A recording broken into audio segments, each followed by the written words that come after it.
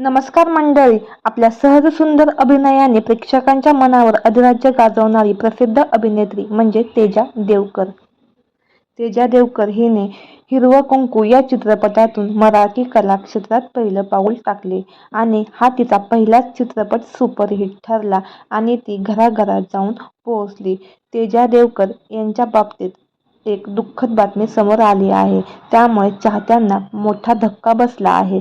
तर जाणून घेऊ काय आहे संपूर्ण माहिती. तत्पूर्वी आपल्या सफर ताऱ्यांची या यूट्यूब चॅनेलला अजून तरी सबस्क्राईब केलं नसेल तर नक्की करा, जेणेकरून मनोरंजन विश्वातील अशाच ताज्या घडामोडी सगळ्यात आधी तुमच्यापर्यंत पोहोचतील.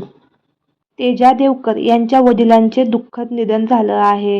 वडिलांचे नाव सुरेश देवकर. वडिलांच्या अशा अकाली जाण्याने तेजा देवकर प्रचंड भावूक झाली आहे. याबाबत तिने सोशल मीडियावर एक पोस्ट शेअर केली आहे.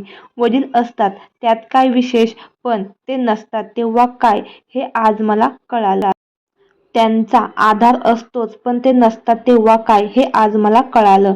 काही नुकसान हे कधीच भरून निघणारं नसतं, असं म्हणत वडिलांच्या निधनाने तेजा देवकर हिने एक भावनिक पोस्ट शेअर केली आहे. तेजा देवकर हिचे वडील मुंबईत बिझनेसमन होते, तर तिची मोठी बहीण नीता देवकर मराठी कलासृष्टीत निर्माती म्हणून काम करते. तेजा देवकर हिने हिरवं कुंकू या मराठी चित्रपटातून कलाक्षेत्रात पहिलं पाऊल टाकलं होतं.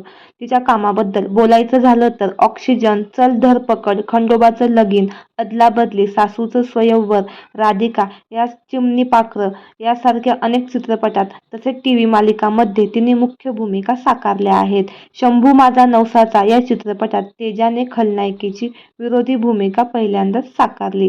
तेजाच्या आईने म्हणजेच नीता देवकर यांनी ऑक्सिजन या चित्रपटाची कथालेखन केलं होतं. तसेच या चित्रपटाची निर्मिती त्यांनीच केली होती. ऑक्सिजन या चित्रपटात तेजाने मुख्य भूमिका साकारली होती.